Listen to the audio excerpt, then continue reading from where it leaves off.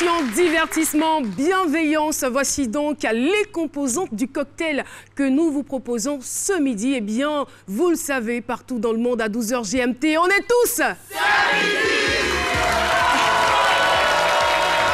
contents de vous retrouver, cher public de ce midi, content de vous retrouver, chers téléspectateurs, et content de retrouver l'équipe du jour composée de Aloussène Sidibé et Dr Philo.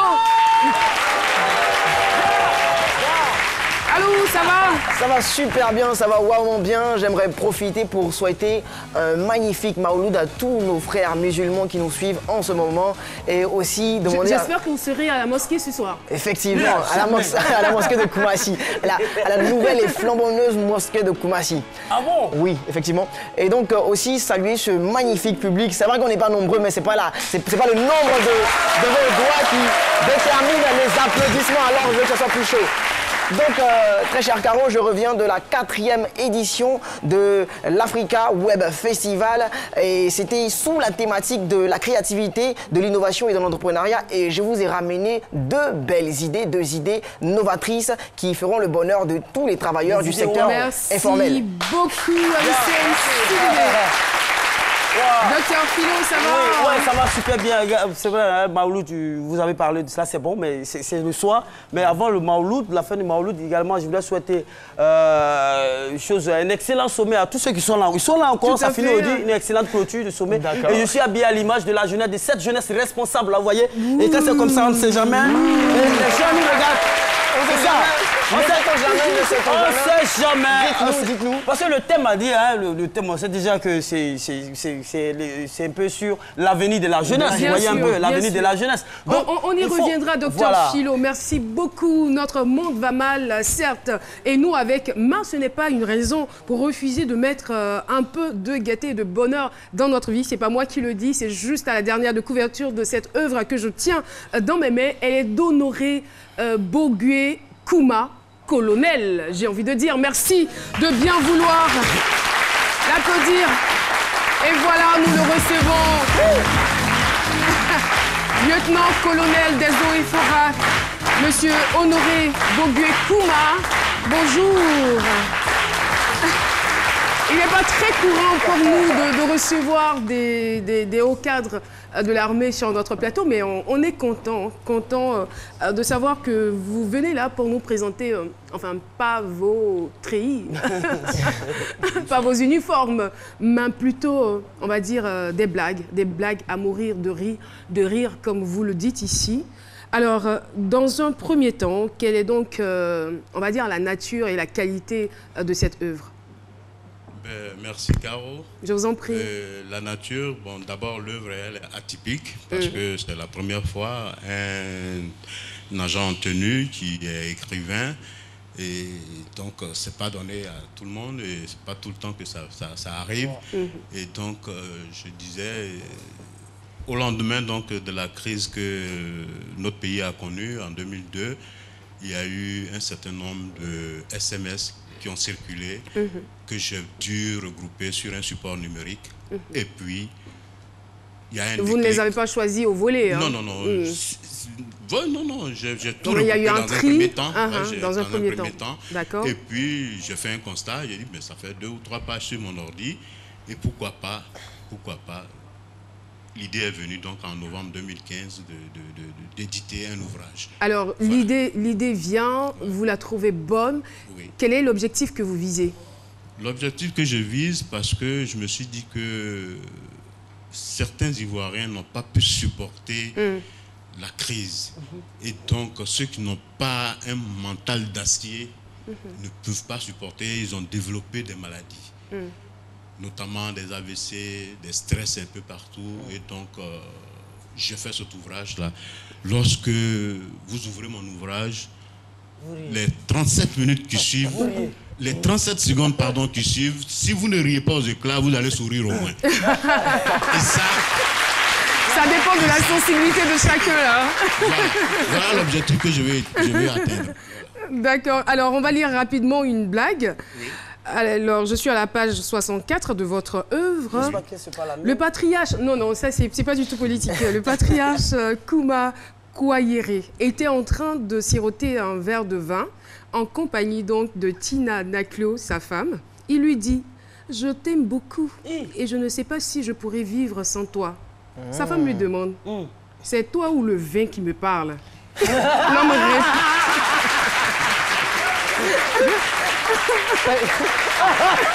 Mais écoutez d'abord la réponse de l'homme. Écoutez la réponse de l'homme. Alors, l'homme répond, c'est moi qui parle au vin.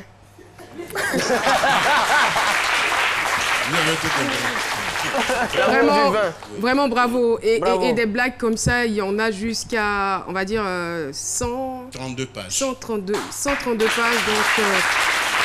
plus de 30 blagues, et il n'y a pas que des blagues, il y a aussi des questions que vous êtes posées sur certains thèmes.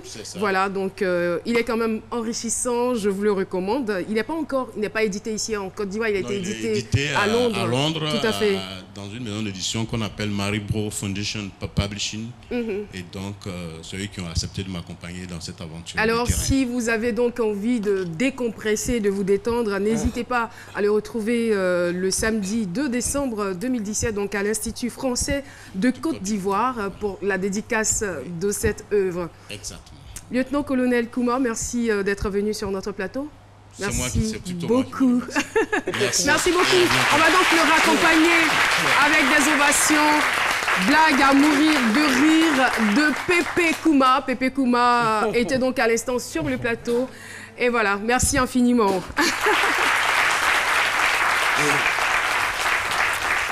Aujourd'hui, nous allons parler de la persévérance, qui est une qualité, qui est la qualité d'une personne constante, acharnée, opiniâtre, capable d'aller contre vents et marées pour atteindre ses objectifs. Ma persévérance est en train de faire de moi un exemple pour ma génération. C'est donc le thème qui émane du témoignage de Youssouf Traoré, qui va faire maintenant son entrée. Il n'attend plus que vous. Youssouf Traoré est notre invité témoin du jour. Et voilà. Et c'est avec un dynamisme avéré qu'il fait son entrée sur ce plateau.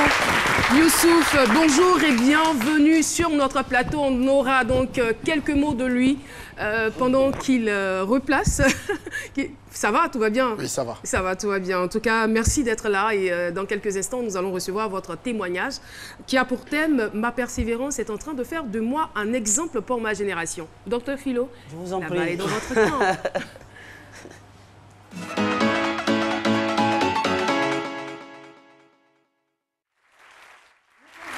Persévérance, ça fait partie de notre quotidien. Moi, je persévère toujours dans cette histoire de sommeil. Je me suis habillé à l'image du sommeil. Je veux dire que je suis bien habillé. Un jeune exemplaire, on ne sait jamais. Peut-être que M. Macron peut dire au président de la République, ah, ce jeune-là, il est exemplaire, 8 milliards pour réaliser ses projets. Donc moi, je persévère dans tout ce que je fais.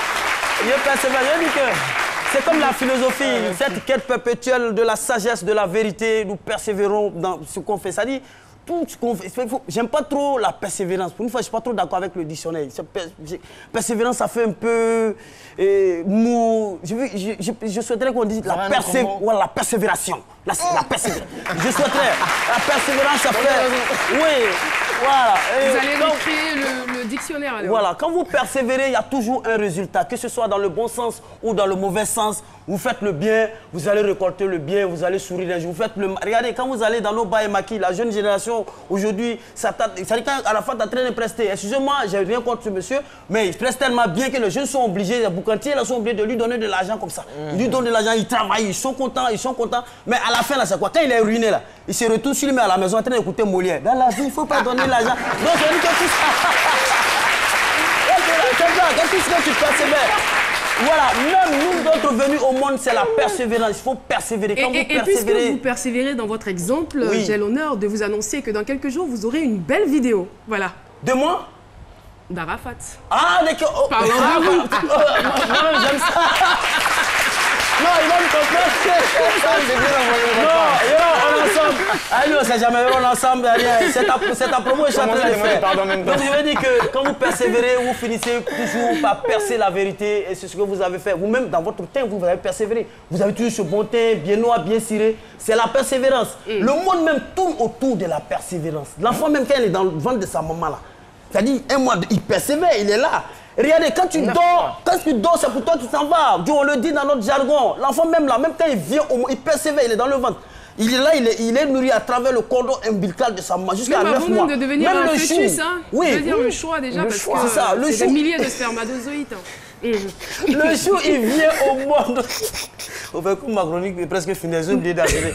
Le jour, l'enfant vient au monde, mais il ne dort pas. L'enfant même là, on sent même que l'enfant a envie de venir. Donc il a cette persévérance, cette envie, il force, il perdure, il s'acharne sur la venue au monde. Quand il vient, souvent on dit non, l'accouchement a été facile. Non, c'est pas seulement la mère ou la sage-femme, mais l'enfant aussi a eu cette envie, cette persévérance, cette envie de venir sur la terre. Et quand il sort, il est fier. Donc vous allez persévérer et... Je voudrais vous féliciter, monsieur. Merci beaucoup, docteur Philo. Que faites-vous pour être un exemple pour votre génération? Question pertinente. Écoutons les réponses. Pour être un exemple pour ma génération, je fais tout pour m'éloigner de tout ce qui est nuisible à mon être. Parce que si moi-même je ne suis pas bien portant ou encore s'il y a des choses qui me sont nuisibles en moi, je crois que ce ne serait pas un bon exemple.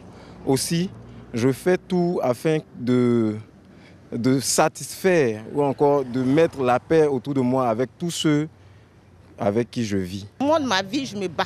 Je me bats pour pouvoir réussir. Donc, je donne l'exemple à mes jeunes soeurs qui ne veulent rien faire dans la vie, de se battre. Pour pouvoir réussir, il faut se battre. Selon moi, pour être un exemple pour ma génération, d'abord, comme étant dans une nation, on est tous sous les règlements de la Constitution. Il faut d'abord respecter les lois établies dans cette nation et aussi avoir une idée de créativité pour que nous puissions bénéficier tous de notre bien-être. Pour être un exemple pour ma génération, il faut d'abord être soi-même exemplaire. Il faut avoir un comportement qui mérite que la génération qui te suit puisse copier sur toi. Dans un premier temps, il faut d'abord être correct sur tous les plans. Vestimentaire, comportement, et il faut chercher à faire un bon boulot. La génération qui arrive a besoin de modèles. Parce que j'ai l'impression qu'elle est perdue. Il y en a même, ils ne savent même plus porter un pantalon. Donc il faut amener la génération qui vient à se conscientiser qu'il faut être correct sur tous les plans. Voilà, être correct sur tous les plans. Comme le disait Dr Philo. Alors, voilà, merci infiniment pour vos contributions. Et je rappelle que nous sommes en compagnie de M. Youssouf Traoré. M. Youssouf Traoré qui est aujourd'hui un homme d'affaires. Il faut dire que vous êtes célibataire sans enfant.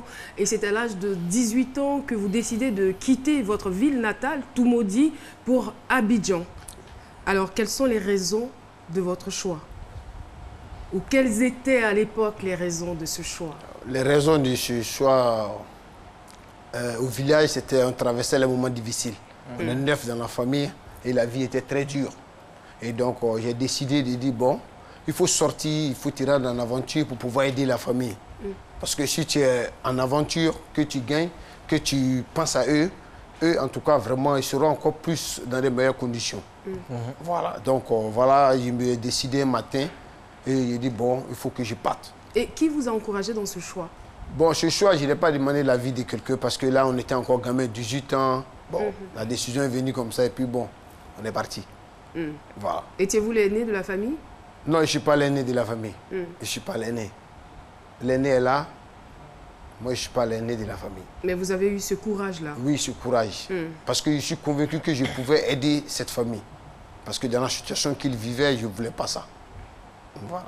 Et c'est comme ça que vous quittez Toumaudi pour Abidjan. Pour Abidjan. Et lorsque vous arrivez à Abidjan, vous êtes confronté à quel genre de réalité? Quand je suis arrivé à Abidjan, ce qui m'a vraiment marqué, c'est la situation n'est pas la même chose.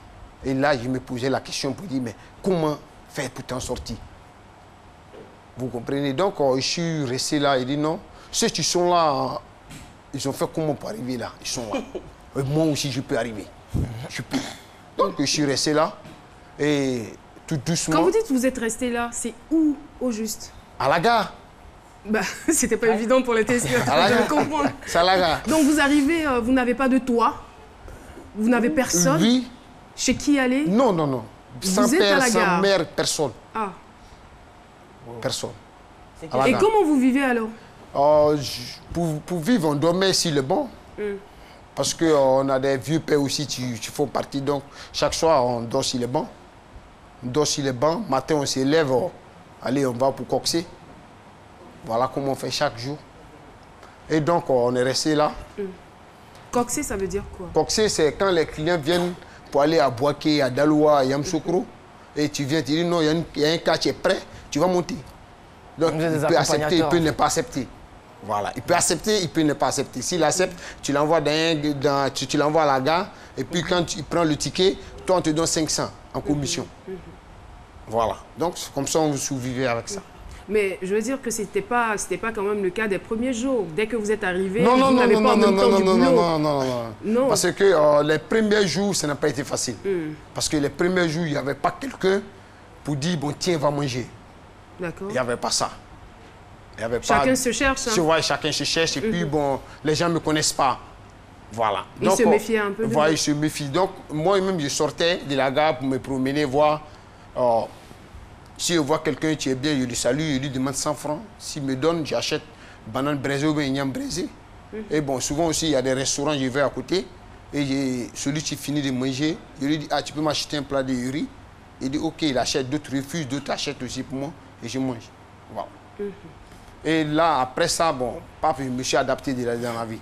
Je me suis adapté parce qu'il fallait que je m'adapte pour pouvoir m'en sortir. Donc, je me suis adapté au milieu des guerriers de la gare. Ah, justement, parce que c'est un peu la jungle. Voilà, il faut t'adapter. Donc, je me suis adapté, mais plus comme les bons petits. Alors, quand vous dites « je me suis adapté », on veut bien comprendre parce que là-bas, il y a vraiment beaucoup de choses. Les gens n'ont pas de choix, donc il y a le vol, il y a la drogue. C'est la jungle, en quelque sorte. Voilà. Est-ce que vous étiez exposé à tous ces vices-là? Oui, on était exposé à tout ça, mais moi, quand je me suis approché à eux, et moi, j'ai dit que non, moi, je ne peux pas faire ça. Et ils le faisaient pour s'en sortir? Ouais, et ils font ça pour s'en sortir. Ouais, mais moi, j'ai dit non, moi, je ne peux pas faire ça. Parce que moi, je ne suis pas venu à Abidjan pour donner cette image. Non. Moi, je suis venu pour un but. Vous êtes sûr que même quand c'était difficile, quand vous n'aviez personne à qui demander de l'aide, vous avez tenu ferme? Oui, j'ai tenu ferme, dormi. Boire de l'eau, dormi jusqu'au matin. Oui. Parce que j'ai vu ce qu'ils font, ne peut pas me servir. Voilà. Donc, par fini, il y a quelqu'un qui a dit non, laissez le petit là. Si vous l'envoyez de faire ça, s'il dit, il ne fait pas, laissez-le. Et voilà comment tout est parti. Et c'est vos photos qu'on voit. Hein? Oui, ça c'est quand on est arrivé. C'est vos photos. Et qui vous a fait cette photo-là? Oh, ça c'est un ami. Je suis bien curieuse de savoir. Là, c'est quoi? Vous êtes venu avec votre drap? Non, ça c'est pas les premières semaines, hein, non. Ça, c'est pas les premières semaines. C'est quand vous avez commencé à travailler? Ça, c'est pas les premières semaines. Et là, on est à quelle gare? Oh, on a la gare du truc, Aïchan Mouri, Saint-Pétro, Abidjan. En quelle année? Oh, en 98. Wow. 98. 98. Wow. Vous revenez de loin? Oui. Ouais. Mais c'est Dieu qui est fort. Alors, ensuite, comme vous le disiez, vous alliez vous débrouiller auprès des apprentis Igbaka pour trouver, c'est des transports en commun pour ceux qui ne savent pas, alors pour trouver des clients à ces transporteurs et on vous rémunérait, vous aviez soit 100 francs, 200 francs, ainsi de suite. Et c'est comme ça que petit à petit, vous arriviez à pouvoir vous nourrir. C'est ça, c'est ça. Donc c'est comme ça.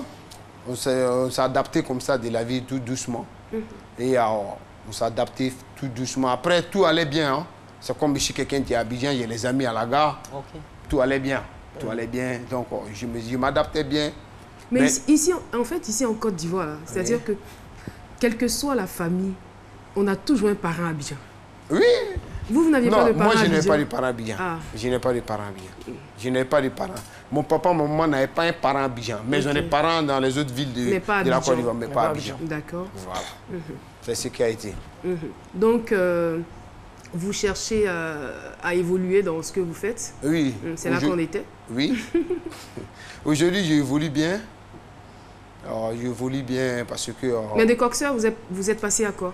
De coxeur, je suis venu au laveur du camion, des cars. Ok. J'étais laveur. Et quand les apprentis arrivent de Boaké, ils gardent les cars sont sales, c'est nous on balaye et puis on lave. Et là, ils nous payent 500. Voilà. Par car? Oui, par cas. Okay. Ouais. Quand on finit de laver. laver. Vous avez 10 cas, ça fait 5 000. Là, voilà. Non, non, mais c'est 2 cas seulement qu'on lavait. C'est 2 cas qu'on lavait. Alors, le calcul est vite fait. Vous avez donc 1000 francs par jour. Oui, c'est ça. Donc, on lavait les cas. Donc, les cas arrivaient à partir de 18h jusqu'à 20h. On ne peut pas laver ça pendant les 18h. Donc, ça fait les 22h qu'on commence à laver quand tout le monde a quitté la gare. On lave et puis bon. Matin, l'apprenti nous donne notre argent et puis bon. Nous, on va chercher à manger et puis bon. On va se coucher encore. C'est demain. Voilà. Bah, je veux vous laisser parler. Hein. Quand vous quittez donc ce boulot, vous allez à quel boulot? C'est votre témoignage. Je ne veux pas trop intervenir. Parce que je sais qu'il est très édifiant. Allez-y. Oui, donc quand j'étais coxeur, j'ai passé à laver les cars. Parce que là, je me suis adapté à croiser un ami qui était à la gare là-bas. Qui m'a dit non, viens, je vais te présenter à le chef des gars, tu vas laver les cars. Donc, pap, je suis quelqu'un qui est courageux, ça, c'est clair. Donc, j'ai commencé à laver les cars. Donc, tous les apprentis des cars me connaissaient. Donc, quand ils arrivent, ils disent, ah, Noiro, c'est comment? Ça, c'est mon chino. Comment? Noiro. Noiro, c'est mon chino. Ça veut dire quoi? Noiro, quelqu'un qui est noir. Ah, d'accord. C'est ça qui est mon chino. Donc, il dit, Noiro, viens, va laver mon car, je lave. Après, je me suis bien adapté. Mais après, j'ai regardé que non, là, c'est pas une vie. Il ne pourra pas mener une bonne vie là. Parce que je vais rester là à moins de 40 ans, 50 ans. Bon, la vie est gâchée. Il dit, bon, il faut tourner la page, chercher à trouver un autre lieu de travail que tu peux vraiment mieux t'en sortir. Et là, je connais un monsieur qui s'appelle M. Fofana, qui vivait en Italie. Tu venais à les France revoir. Et donc, je me suis adapté à ses côtés. Quand il arrive, on décharge et puis on vend. Le soir, il nous donne de quoi à manger. Nous, on rentre à la maison. Nous, on rentre encore à la gare, on va dormir. Parce que là, ça n'allait pas. Voilà. Donc, il a dit non, est-ce que je ne vole pas? Il dit non, il dit moi, je ne vole pas. Il dit donc, si moi, je ne vole pas, il va travailler avec moi. Il dit, si vous voliez, est-ce que vous lui aurez dit que vous volez? Donc, moi, je suis resté à ses côtés. Il fait 3 mois bien, 3 mois en Italie. Il travaille avec son neveu. Moi, j'étais à côté du neveu. Donc, au fur et à mesure, on travaillait. Et quand il m'a mis à côté, moi, il dit, bon, ça, il faut bien apprendre pour pouvoir vraiment réaliser demain. Mais vous avez parlé tout à l'heure de France au revoir. Il s'agit de quoi exactement? France au revoir, c'est les articles usagés. Voilà. France au revoir, c'est-à-dire c'est les anciens articles. Voilà, tu viens. Que les Européens n'utilisent plus. Voilà, ils n'utilisent plus. Maintenant, nous, on met ça en bon état. Voilà, nous, on met en bon état tout ce qui ne va pas. Nous, on met au propre. Et on lave, on emballe. Voilà, on met sur le marché. Voilà. Voilà, mais ça ne va pas aussi sans le goumé-goumé, il y a trop de ramba dedans. Il y a trop de ramba dedans. Alors, ça chauffe souvent la tête. Youssouf, ne perdez pas le fil de vos idées. Oui. On va vous retrouver pour la suite de votre témoignage, après la pub.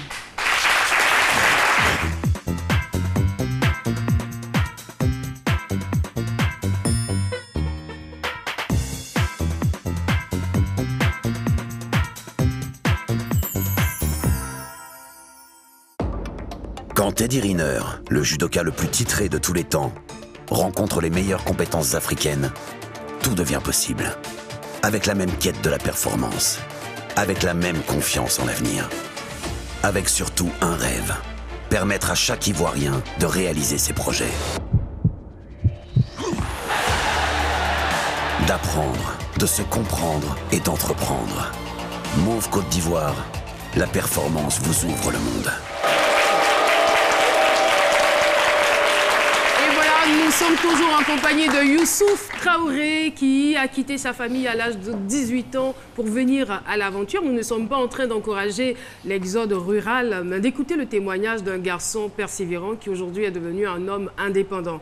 Alors Youssouf Traoré, donc, je vous avais demandé de ne pas perdre le fil de vos idées. France au revoir. Oui, donc on faisait les France au revoir, le patron arrive, on met à des techniciens qui mettent ça en bon état. D'accord. Et nous, on entretenait ça bien et les clients venaient acheter. Voilà, donc au fur et à mesure qu'on était là maintenant, après, pendant des années, le patron a dit, bon, moi je suis fatigué, moi je vais arrêter de travailler. Et nous, on a dit, bon, comme tu vas laisser, il faut nous laisser le local pour que vraiment, nous, on puisse s'en sortir. Il dit, bon, ok, il n'y a pas de problème, je vais vous laisser le local, mais vous trouvez de quoi mettre dedans. Il dit, non, si c'est le local qui a le problème. Si c'est la marchandise, ça va venir. Ça va venir. Mais avant qu'il ne vous laisse le local, est-ce que vous dormiez toujours à la gare? Non, là, on a quitté la gare. Vous avez déjà quitté la gare. Parce que je lui ai dit que même 1000 francs par jour avec Le fait de laver les cas, 1000 francs par jour, en 1000 jours, ça vous fait 1 million de francs. C'est pas pour vous prendre quelque chose. D'accord. Et entre-temps, il y a les charges aussi qui sont là. Et aujourd'hui, qu'est-ce que vous faites concrètement? Aujourd'hui, ce que je fais aujourd'hui, c'est le commerce. D'accord. Et c'est des articles de bureau que je fais. Et aujourd'hui, c'est moi-même qui vais acheter ces marchandises. Et ils sont neufs, hein, c'est nouveau? Non, j'ai fait les deux. D'accord. Voilà, il fait seconde main et nouveau. D'accord. Voilà. Mais c'est les secondes mains, moi, j'achète actuellement parce que mes fonds ne me permettent pas de faire venir les nouveaux. Mais est-ce qu'on peut dire que vous avez atteint vos objectifs? Non, je n'ai pas atteint mes objectifs. Pourquoi? Non. Ce que je veux, je n'ai pas encore atteint mes objectifs. C'est quoi? Mes objectifs aujourd'hui, c'est de représenter au moins Canon Abidjan. Non, mais attends. Quand vous partez par exemple d'un point A, oui. 18 ans, oui. tout maudit, vous dormez à la gare. Oui. Et... Lavage. Non, coxeur, laveur, commerçant, homme d'affaires. Vous êtes aujourd'hui installé à votre propre compte. Oui. Vous avez un chevaux, un toit. Oui. Vous avez une maison. Oui. Vous ne dormez pas à la Belle Étoile. Vous avez à manger. Vous dormez dans une maison de combien de pièces? Je dors dans une maison de 2 pièces. De 2 pièces. Oui. Vous n'êtes pas marié, vous êtes seul. Oui. Vous rentrez quand vous voulez. Oui. Alors là, vous voulez nous dire là, maintenant, que vous n'avez pas atteint vos objectifs? Non, parce que fur et à mesure qu'on travaille, les ambitions, ça augmente. Fur et à mesure qu'on travaille, tu atteins un autre... on part de point A à B. C'est-à-dire que tu atteins un autre objectif, tu penses à l'autre. Voilà. Donc aujourd'hui... Bon, d'accord, moi je conclus pour vous. Les premiers objectifs, j'écris ici, ont été atteints. Par rapport à mon nouveau statut social, j'aspire à de nouveaux objectifs. Point final. N'est-ce pas? Alors, et la situation des parents, parce que c'est la raison qui vous a amené ici à Abidjan. Bien sûr, bien sûr. Est-ce que leur situation a changé aujourd'hui? Bon, leur situation a changé au minimum à 80%. Ok. Ok.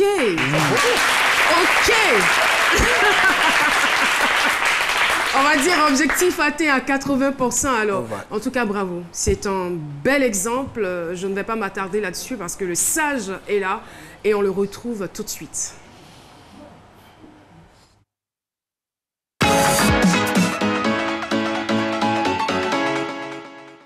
Le sage Kassi, bonjour. Bonjour, madame. Vous allez bien? Très bien. Ah, d'accord. Vous avez un chat dans la gorge. On vous écoute.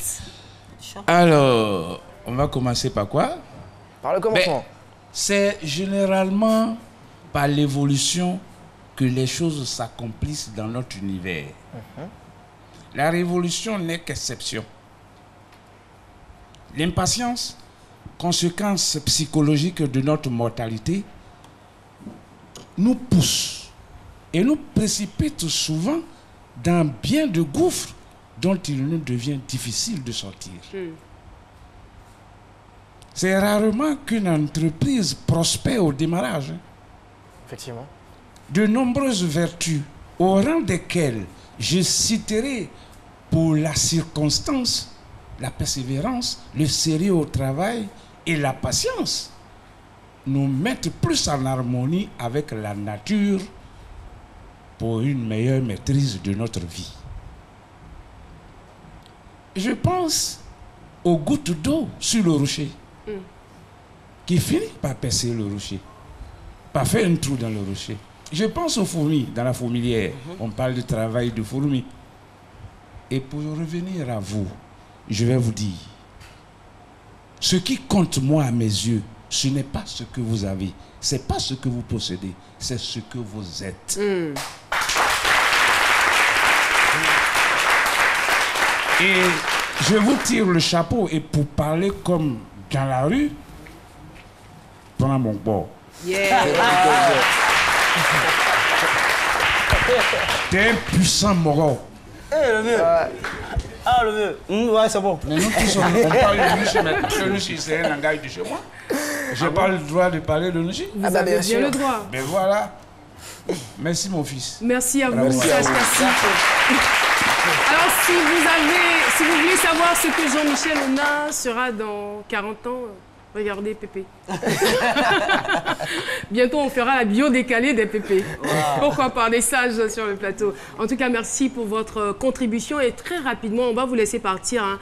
Okay. Votre témoignage parle de lui-même. Mais est-ce que vous avez un message à donner aux jeunes qui vous regardent en ce moment? C'est une entorse à la règle, parce qu'après le sage, on ne parle plus. Mais je vous pose quand même la question. Ok, le message que je vais laisser, c'est-à-dire toute personne dans la vie, il faut croire ta ressource. Il faut croire. Quand tu crois à ta ressource, Dieu le réalise. Quand tu crois en ta réussite, Dieu le réalise. Mais il faut avoir aussi le courage. Le courage. Le courage. L'audace. Oui, il faut avoir le courage. Et puis n'oublie pas aussi tes deux parents. Parce que c'est eux aussi qui étaient à la base.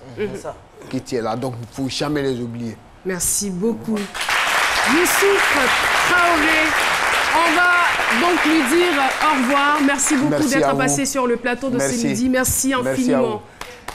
Et voilà, c'est tout ça, c'est midi avec des témoignages variés et diversifiés. C'est midi, c'est aussi des invités surprises. Il a dit, il faut avoir du courage, il faut être persévérant pour pouvoir réussir. Eh bien, ces jeunes ont bien compris le message. Aujourd'hui, ils sont devenus des icônes en matière de sport dans cette génération. Cheikh Cissé Salah, champion international de taekwondo, médaillé d'or des Jeux olympiques de Rio 2016 et Ruth Marie-Christelle Babi, championne du monde de taekwondo, la première femme médaillée olympique de l'histoire de la Côte d'Ivoire.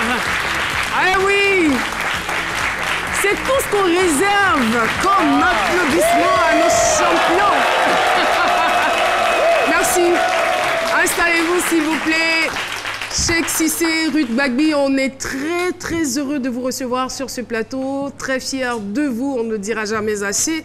Alors avec vous, on va parler d'une finale, la finale du Grand Prix organisé par la Côte d'Ivoire. C'est une grande première. Okay, d'abord, bonjour Caro, bonjour à tous.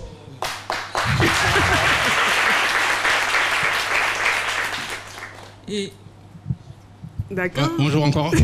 Et en fait, il faut dire qu'on a entendu parler de Cheikh Cissé après Ruth Bagby, après les Jeux Olympiques.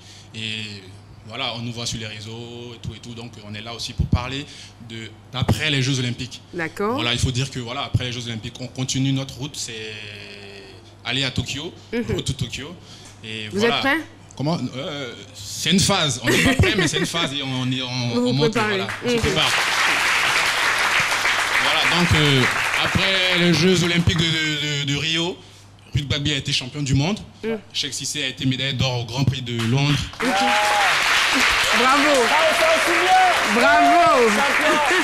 Et au Grand Prix aussi de Rabat. Et voilà, les victoires continuent grâce à vous. Et vraiment, merci pour ça. On prie seulement. Voilà, et le but principal, c'est Tokyo 2020. Et on est en préparation, mais on a l'occasion aujourd'hui de recevoir le Grand Prix final et la Coupe du Monde par équipe.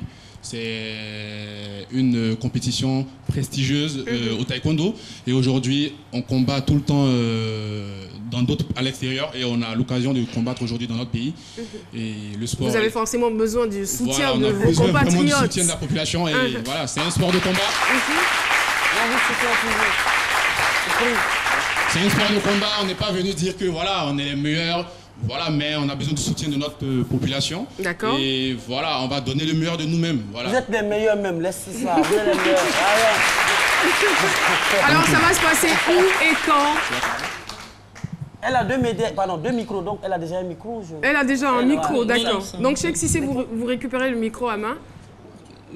C'est un autre micro, c'est... Ah, c'est son micro personnel. Oui. Ah, c'est... Attendez. Ah, d'accord. C'est pas notre micro. Ça pour communiquer avec le service. On rappelle qu'on les a tous les deux reçus à ces midis, distinctement, mais tous les deux ont eu droit au vendredi. Oui. Invité spécial. Merci. Chacun a été donc invité spécial à cette émission. Voilà. Alors, Ruth?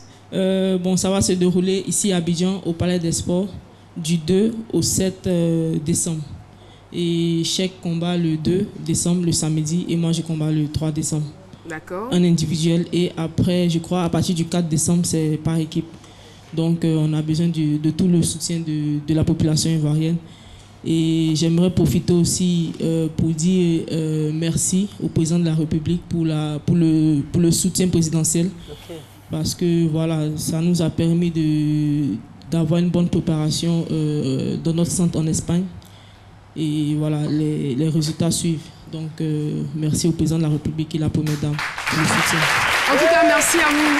Merci beaucoup. Vous avez quelque chose à rajouter rapidement? Oui, il faut dire que ce n'est pas seulement Cheikh Cissé et Ruth Bagui qui combattent. Il y a aussi d'autres athlètes. Parce que après le Grand Prix final, il y a Zoku Firmin, il y a Kassia Nissé. Zoku Firmin, il est vice-champion du monde. Et Kassia Nissé, il est champion d'Afrique. Et Logo Pékin, toute l'équipe. Et pas seulement Cheikh Cissé, venez nous soutenir. Ce sont des sports de combat et on a besoin de notre population. Voilà, c'est un sport de combat, on ne peut pas... Merci. On ne peut pas...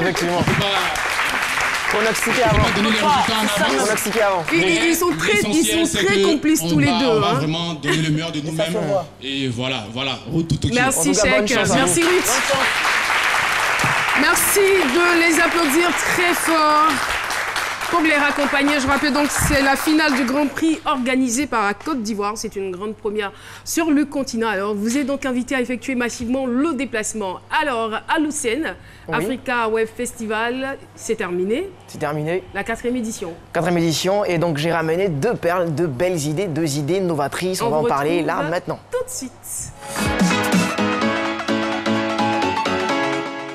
Et donc, 2 idées pour le bonheur de tous ces travailleurs-là du secteur informel. Première idée, c'est Nawari. C'est la première tontine connectée Made in Côte d'Ivoire. Cette tontine permettra à tous les travailleurs du secteur informel de se constituer une épargne solide à partir de 100 francs. Oui, 100 francs via leur compte Mobile Money. Les avantages de cette plateforme, de cette application sont déjà la sécurité, déjà l'accessibilité parce qu'elle sera facile à manipuler, l'assurance et aussi la fiabilité.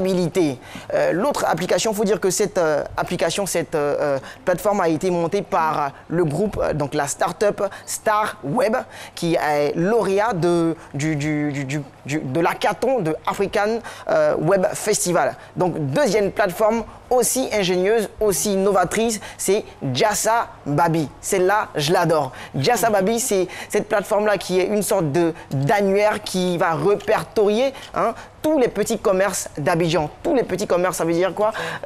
Les coiffeurs, le vendeur de garba, la vendeuse d'Aloco, tous ces petits commerces-là vont être répertoriés sur l'application. Et si vous êtes nouveau dans le quartier ou si vous avez besoin d'aller voir le coiffeur de chez vous, l'application vous donnera l'itinéraire à suivre, l'itinéraire le plus court à suivre pour vous y rendre selon votre position. Et en plus, l'application vous met à disposition les contacts de ce vendeur-là, de ce petit commerce-là. Et donc, ce sont 2 applications vraiment, vraiment géniales, 2 plateformes dont vous allez entendre parler très, très bientôt. 2 plateformes qui ont été sanctionnées du 1er et du 2e prix de l'hackathon de l'Africa Web Festival, qui est une initiative qu'il faut véritablement saluer.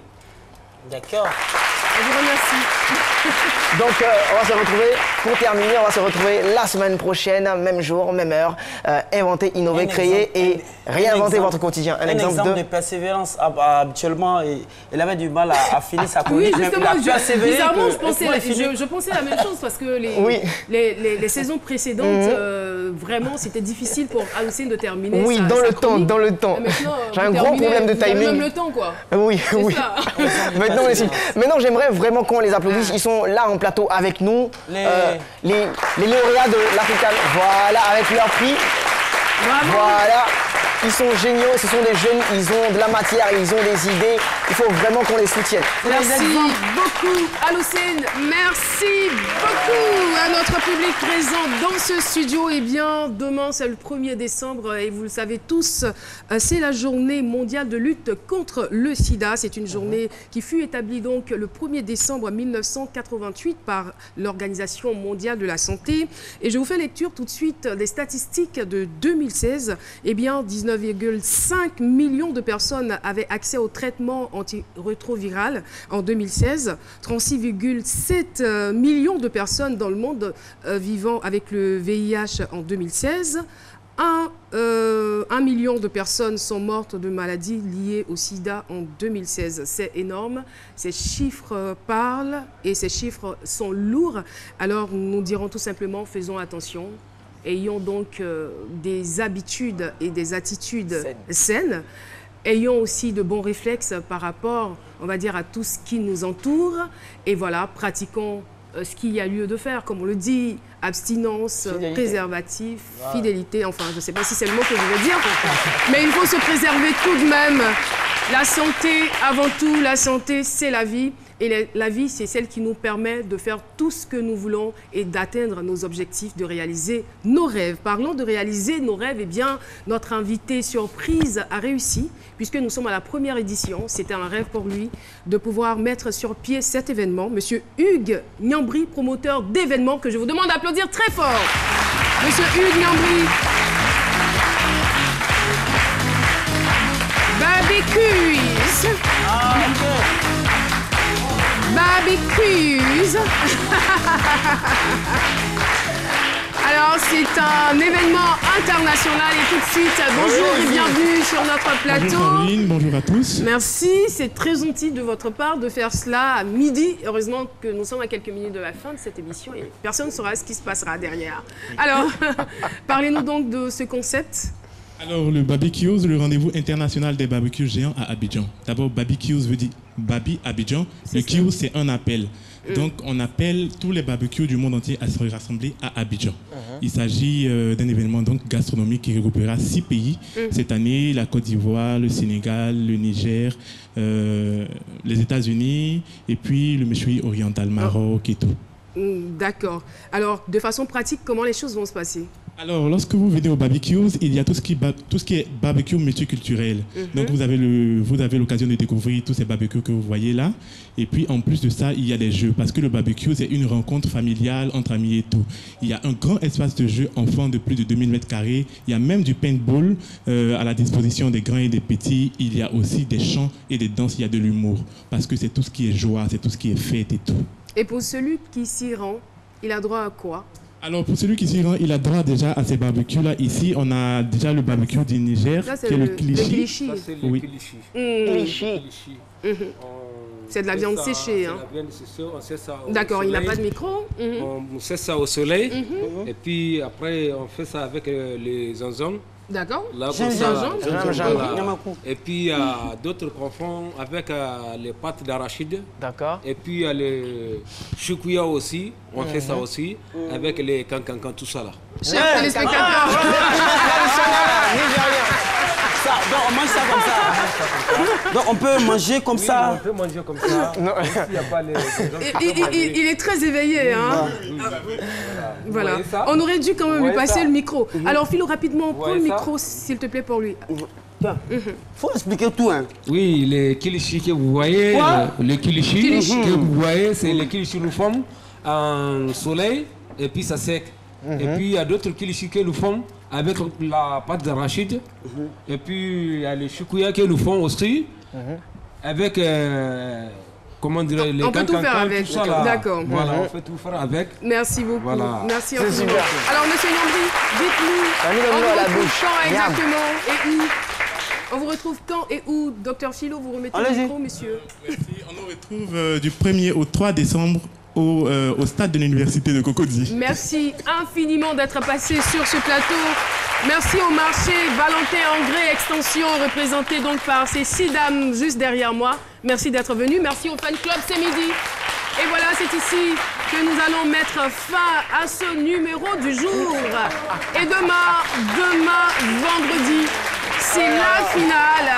Et nous aurons quelque chose de très particulier dans cette émission, comme tous les vendredis, vous le savez. Et c'est donc l'occasion pour nous de saluer toutes les délégations et les chefs d'État et de gouvernement présents en Côte d'Ivoire, à Kouaba encore une fois, et profitez pleinement d'Abidjan. Il paraît qu'Abidjan est le plus doux au monde. Au revoir et très bon appétit.